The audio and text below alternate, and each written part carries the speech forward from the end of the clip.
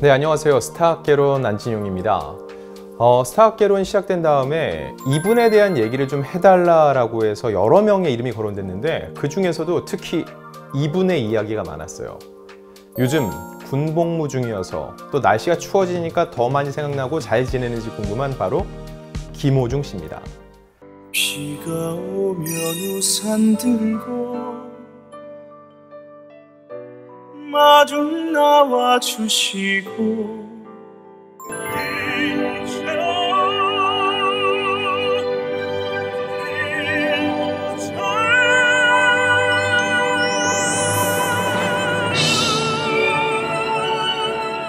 사실 김호중 씨는요, 트바로티라는 별명으로 유명하잖아요.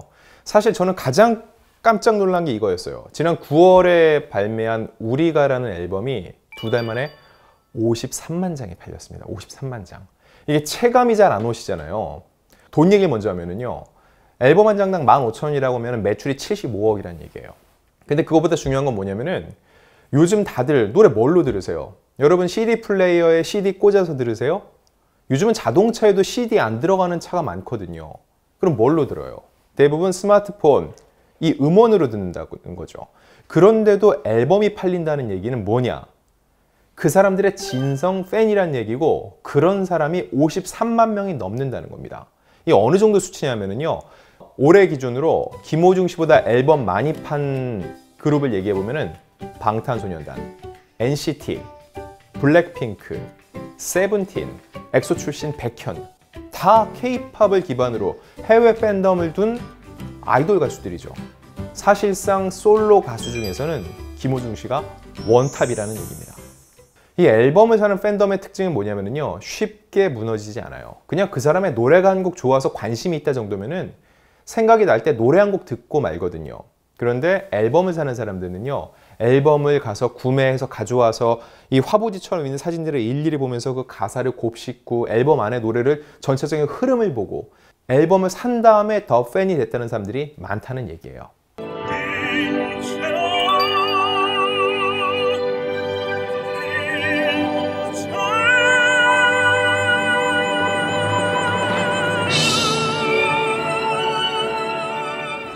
자, 일단 그러면은 김호중 과연 누구인가 한번 짚어볼게요. 트로트 가수 이전에 원래 성악가로도 유명했었죠.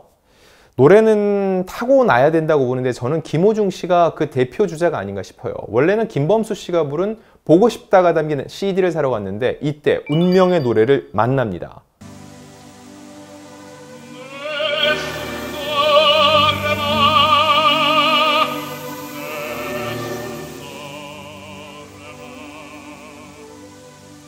이 노래를 듣고서는 진짜 뒤통수를 한 대 맞은 것 같은 느낌을 받은 거죠. 어떻게 노래를 이렇게 부를 수가 있지? 어떻게 이런 노래가 있지?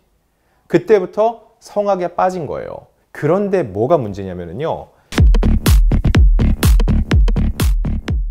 이 성악이라는 게 그냥 노래를 잘해서 쉽게 접근할 수 있는 영역이 아닙니다. 굉장히 세분화되어 있고 체계적으로 공부한 친구들이 밟고 단계를 올라가는데 김호중 씨 입장에서는요, 악보조차 제대로 보지 못했다는 겁니다. 그런데 보세요. 단 5개월만 레슨을 받고 경북 예고에 합격을 합니다. 이걸 뭐라고 그러죠? 천재인 거죠. 자, 그런데 이렇게 본인이 성악이라는 길을 선택을 하고 예고에 합격을 한 김호중 씨, 불우한 학창시절 보낸 거 다들 알고 계시죠? 왜 비뚤어졌을까? 그걸 한번 따져볼게요. 자, 일단 예고에 합격을 했습니다. 합격하면 그때부터는 탄탄대로일까요? 그렇지 않아요. 천재이기에 타고난 역량이 크기에 5개월만 레슨 받고도 예고에 합격했죠. 근데 그 예고에는 누가 있어요? 김호중 씨처럼 천재들만 모아놓은 거예요. 그럼 그때부터는 어떤 경쟁이냐? 누가 더 나은 양질의 레슨과 교육을 받냐의 싸움인데, 김호중 씨 입장에선 이 집안 형편도 그렇고 이걸 받을 만한 여력이 되지 못했던 거죠. 점점 실력의 격차는 벌어지고 그 안에서 조금씩 더 비뚤어질 수밖에 없었고, 결과적으로 그 조직폭력배에 가담을 해서 그 어릴 때 거친 삶을 살았다는 건 다들 알고 있는 얘기입니다. 자, 그럼 그렇게 살던 김호중 씨가 어떻게 거기서 빠져나올 수 있었는지를 알아볼 필요가 있는데, 주변에 누가 있는지가 정말 중요합니다. 김호중 씨에게는요, 인생의 은인 2명이 있었어요. 그 첫 번째는 김호중 씨의 할머니입니다. 할머니는 지난 2008년에 대장암으로 돌아가셨는데 돌아가시면서 이런 말을 남기셨대요. 하늘에서도 지켜볼 테니 똑바로 살아라 라고요. 하늘로 떠나는 할머니의 마지막 당부라고 볼 수 있는데요. 김호중 씨가 미스터트롯으로 인기를 끈 다음에 발표한 노래 할머니가 있어요. 비가 오면 우산 들고 마중 나와 주시고. 이 노래가 바로 그때 그렇게 떠나가신 할머니를 그리면서 부른 노래거든요. 가사가 어마어마해요. 가사를 한번 말씀드릴게요. 비가 오면 우산 들고 마중 나가 주시고 눈이 오면 넘어질까 걱정을 하시네. 사랑으로 안아주고 기죽을까 감싸며 울 엄마의 빈자리를 채워주신 할머니. 엄마 얼굴 그리려다 너무 생각이 안 나 동그라미 하나만을 그려놓고 잠든 밤. 나도 네 어미가 보고 싶다며 내 손잡고 몰래 우시던 사랑해요 우리 할머니. 야, 어머니였던 거죠. 김호중 씨의 할머니는요. 자, 이렇게 하늘에서 할머니가 김호중 씨를 보살피셨다면요. 땅에는 이분이 계셨습니다. 김천예고의 서수용 선생님입니다. 서수용 선생님과 김호중 씨의 얘기는요. 이미 영화 파파로티로 여러분들이 만나본 적이 있죠. 극 중에서는 배우 한석규 그리고 이재훈이 각각 나와서 그 역할을 했었는데 파파로티 창법으로 불러볼까요? 야, 파파로티는 또 어떤 분이셔? 네 아버님이시냐? 파바로티 인마 파바로티. 자, 서수영 선생님이 2009년에 인터넷에 영상을 하나 올립니다. 뭐냐? 어린 김호중이 부른 내순도르마. 이 영상이 엄청난 인기를 누렸어요. 그러면서 어떤 수순을 받게 되냐? 김호중 씨가 당시 SBS의 인기 예능인 스타킹에 출연하게 됩니다. 당시 고교생 파바로티로 굉장히 유명했던 건 여러분도 알고 계시죠? 그때 일약 스타덤에 올랐고 이를 계기로 독일 측의 연락을 받고 독일 유학도 떠나게 됩니다. 자, 김호중 씨가 미스터트롯의 이 인생곡 미션에서 불렀던 노래가 뭔지 기억나세요? 고맙소입니다. 조항조 씨의 고맙소를 불렀는데 원래 고맙소는요. 조항조 씨가 평생 자신을 돌봐준 아내를 향해 부른 건데 김호중 씨가 부른 고맙소의 대상은 바로 이 서수용 선생님이었어요. 왜 김호중 씨의 인기가 높을까요? 참고로 저희 어머니도 김호중 씨를 가장 좋아하세요. 마치 자기 아들처럼 호중아, 호중이는 요즘 애 안 보이니? 라고 물어보세요. 근데 이 트로트를 부르잖아요. 제 생각에 트로트는요, 한의 노래입니다. 가슴을 뭉클하게 하지 않으면요, 교감할 수가 없어요. 그냥 노래를 잘 부르는구나 이것만으로 되지 않아요. 시간이 지날수록 더 익어갈수록 왜 더 잘 부를까 생각을 해보면은 그 희로애락을 다 아는 거죠. 이 노래는 어떤 마음을 갖고 불러야지 진심이 담긴다는 걸 정확히 아는 거예요. 그런데 이제 갓 30세가 된 김호중이 어떻게 알았을까 생각해 보면은 결국 김호중이라는 이 한 인간의 삶이 그만큼 굴곡지고 정말로 순탄치 않았다는 얘기가 아닐까 싶어요. 일단 김호중 씨의 성량, 가창력이 빼어나고 타고났다는 건 다들 알고 있죠. 그런데 트로트는 이 안에 기교가 들어가야 되는데 단순한 외적인 기교가 아니라 진심, 이 한이 서려야 되는데 김호중 씨가 지난 30년간 겪어왔던 일들은 어찌 보면은 남들이 60년 동안 겪을 일들을 미리 겪었다고도 볼 수 있어요. 그래서 김호중 씨가 부르는 트로트는 남들과는 뭔가 다른 그게 느껴지는 거죠. 김호중 씨가 어린 나이에도 불구하고 이 트로트를 소화하는 감각이 어마어마하다는 거 말씀을 드렸죠. 그런데 솔직하게 말씀드리면은 이 성숙함이 외모에도 좀 묻어나는 것 같아요. 대표적인 게 그거죠.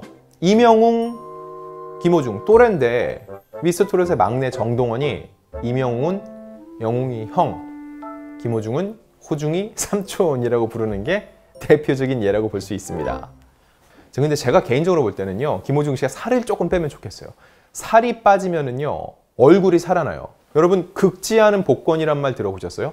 긁기 전까지는 그 안에 뭐가 있는지 모르죠. 근데 김호중이란 복권은요, 긁으면 긁을수록 점점 얼굴에 윤곽이 드러나요. 그래서 실제로 살을 좀 뺀 다음에는 이목구비가 생각보다 훨씬 또렷하다, 훨씬 더 잘생겼다, 어려 보인다라는 얘기를 많이 듣고 있거든요. 김호중 씨 입장에서는 팬들의 이런 얘기를 귀담아 듣고 몸매 관리를 조금 하는 것도 좋을 것 같습니다. 그리고 김호중 씨 보면은요, 많은 사람들이 이 사람 닮은 것 같은데 라고도 얘기 많이 하거든요. 김호중 씨가 직접 전한 재미있는 일화가 하나 있어요. 하루는 면세점에 갔는데 이 면세점 직원이 아들이 팬이라면서 사인을 해달라고 한 거죠. 처음에는 나를 어떻게 알지? 라고 했는데 요청을 받았으니까 사인을 해준 거죠. 그리고 맨 아래 김호중 드림이라고 했는데 그때 이 면세점 직원은 얘기를 합니다. 김씨셨어요?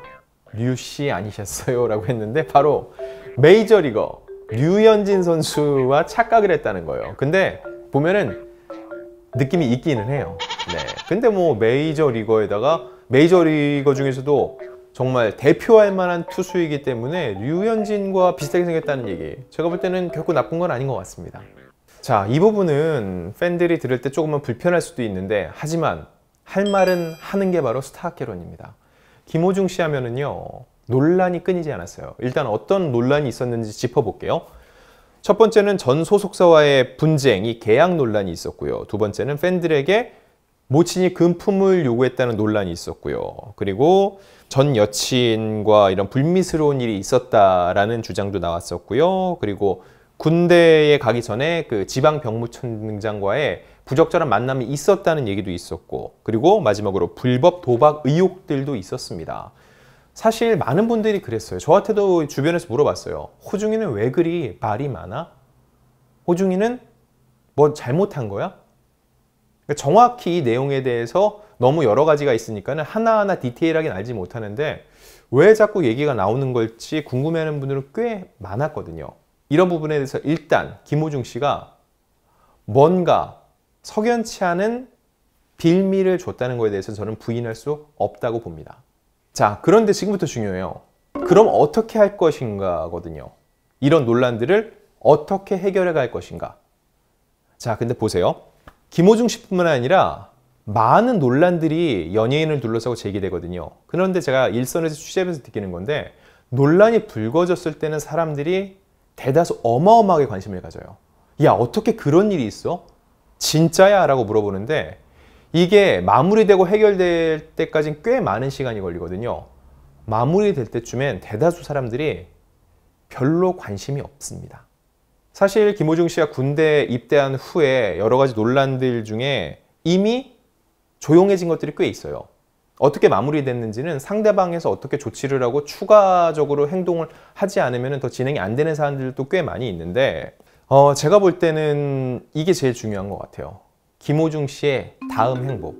이 논란들에 대해서 김호중 씨가 억울한 건 억울하다고 얘기를 했고요. 인정할 건 인정했습니다. 불법 도박에 대해서는 소액으로 어느 정도 했던 게 맞다 하면서 사과의 뜻을 밝혔다고요. 만약에 이거에 대해서 추가적인 법적 처벌이 있으면은 그거에 대해서도 달게 받겠다는 입장을 냈고요. 만약에 결론적으로 김호중 씨가 법적 처벌을 받게 된다. 그럼 그거에 대해서 응당 본인이 처벌을 받으면 되는 겁니다. 근데 제가 얘기하고 싶은 건 그 다음이에요. 김호중 씨는 이미 여러 논란들이 있었기 때문에 어쩔 수 없이 이 논란들을 한 번은 헤쳐나가야 됩니다. 그런데 이거에 대해서 안 좋은 시선들이 자리 잡혀 있기 때문에 다음 행보가 더 중요해요. 다음 또 다른 일이 불거졌을 때는 가중, 사람들이 예전에도 그러더니 이번에 또 그랬네 라고 해서 실망을 더 크게 느낄 수 있다는 거죠. 그런데 반대로 더 이상 논란이 없고 이제는 할머니가 얘기한 대로 똑바로 살라는 말대로 정말로 잘 걸어가고 있다면요, 예전의 논란은 학창 시절부터 굉장히 불우한 시절을 보낸 김호중 씨가 범했던 과오 정도로 마무리될 수가 있을 거라는 겁니다. 결국 이거는 시간이 지나면은 어떤 식으로 평가받을지가 딱 나오게 될 거예요. 지금 이 순간엔 이것 때문에 김호중은 어떻게 해야 된다라고 답을 내리기는 너무 어려운 문제라는 거죠. 김호중 씨가 가장 좋아하는 단어가 가족, 식구라고 해요. 따지고 보면 할머니가 떠나신 다음에 김호중 씨에겐 그런 단어를 붙일 수 있는 사람이 별로 없죠. 항상 모든 사람들은 그래요. 자기의 결핍을 채우지 못해서 힘들어해요. 아마 김호중 씨의 결핍은 이 가족, 식구겠죠. 그래서 본인에게도 가장 소중한 키워드를 꼽으라면 이 가족이나 식구를 얘기한다고 생각을 해요. 그럼 지금 김호중 씨의 가족이자 식구는 누굴까요? 바로 팬 여러분 아닐까 싶어요. 그래서 팬들을 위해서 노래를 부르고 팬 얘기만 나오면 눈시울이 촉촉해지기도 하는 거죠. 그럼 반대로 김호중 씨가 가장 싫어하는 건 뭘까요? 일단 높은 곳을 싫어한대요. 고소공포증이 있어서 한강다리 건너는 것도 무섭다고 해요. 누군가한테는 한강다리를 걷는 게 낭만인데 김호중 씨한테는 공포라는 거죠. 그런데 이것보다 김호중 씨가 더 두려워하는 게 바로 이별이라고 합니다. 아마도 자신의 가장 소중한 존재였고 세상의 전부였던 할머니가 돌아가시는 걸 본 다음에 이 이별이 얼마나 무서운지를 절실하게 느꼈을 것 같은데, 제가 아까 말씀드렸죠. 지금 김호중 씨의 가족이자 식구, 가장 소중한 게 누구라고요? 팬들이라는 겁니다. 아마 지금 김호중 씨가 가장 두려워하는 거는 이 팬들과의 이별일 거예요. 그 팬들이 그래서 떠나가지 않도록 더 혼신의 힘을 다해서 노래를 부를 거고요. 팬 여러분들도 그런 김호중 씨를 가까이서 가족처럼 지켜봐주면 좋을 것 같습니다.